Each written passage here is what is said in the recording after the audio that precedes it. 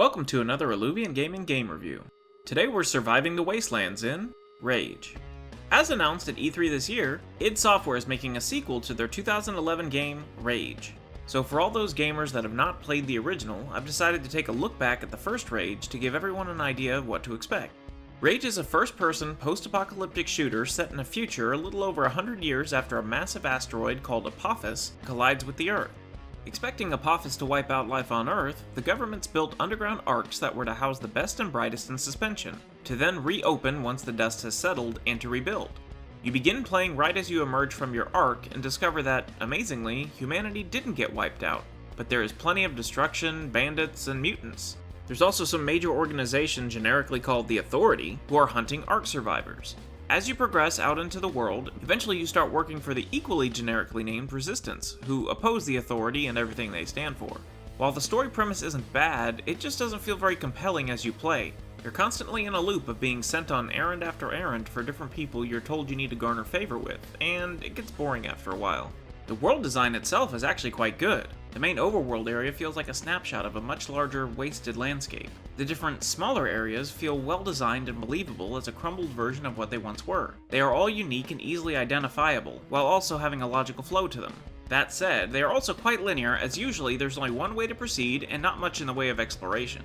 In many ways, the linearity of the locales makes the game feel small and gamey. The character designs are interesting and really top-notch. I just wish there were more interactions with them. The game introduces you to a bunch of characters that you'd like to know more about or do stuff with, but they're mostly throwaway window dressing, and that's a shame. The game also features multiple bandit groups, all centering around some shared theme, which is something I hope they expand on in Rage 2, as this was a good way to diversify the gaming experience. The game features a lot of things to keep you busy. It's got several optional minigames, including a collectible card game you can play with the cards that you find all over the different areas. There's also a racing mode you can take part in that functions as the sole means of acquiring upgrades for your vehicles, which end up being more and more important as you progress into the tougher areas. There's also a fair amount of side quests to take part in, but each one sends you to an area you just recently completed on a main mission, making them feel like constant backtracking. Gameplay-wise, the combat is an absolute slog. This is supposed to be a first-person shooter, but the game plays like it wants to be a third-person cover shooter, but doesn't give the player any of the tools you'd expect in it. You can crouch behind something, but you can't actually take cover. You can't lean out, or peek, or blind fire around objects or walls. The AI can do all of those things though, and almost exclusively does. They're perfectly content hiding behind cover, blind firing at you, or occasionally popping out to shoot. But as soon as you shoot them, they're right back into hiding. The pace of combat is so slow, and it wouldn't be so bad if the enemies didn't feel like such sponges and take 4 to 5 headshots to down, especially when they'll go hide into cover for several seconds after each and every shot. Enemies also seem to have an endless supply of grenades to spam at you, yet never seem to have any on them when you loot their remains. The game does feature some cool gadgets at your disposal, like the boomerang-like wing sticks or RC car bombs, which provide some situational utility, but their overall usefulness is limited. All of these things contribute to the combat being less than enjoyable. Then couple that with the fact that there are no checkpoints and the game only autosaves when changing zones, and you're asking for frustration. You can manually save at any time, even in combat, which is cool, but it pulls you out of the game having to constantly worry about whether you saved or not. Several times I started getting into a groove while playing through a mission, only to die a half hour in, and of course, since I was focused on playing, I forgot to save and had to start again from the beginning. Usually that resulted in me getting frustrated and just turning the game off to try again at another time. I don't understand why a developer would want you to constantly be starting and stopping the action to save over and over again, breaking up the pacing they designed into the level. It's really odd and rather tedious. And once you get through it all, the game just ends. It's abrupt, and it doesn't really wrap anything up.